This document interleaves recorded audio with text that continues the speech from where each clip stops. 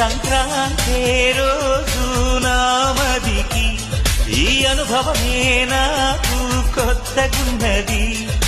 రానంటూనే వచ్చిందమ్మ కొంటె కోయిల, రాగాలెన్నో తీసిందమ్మ తీయ తీయగా.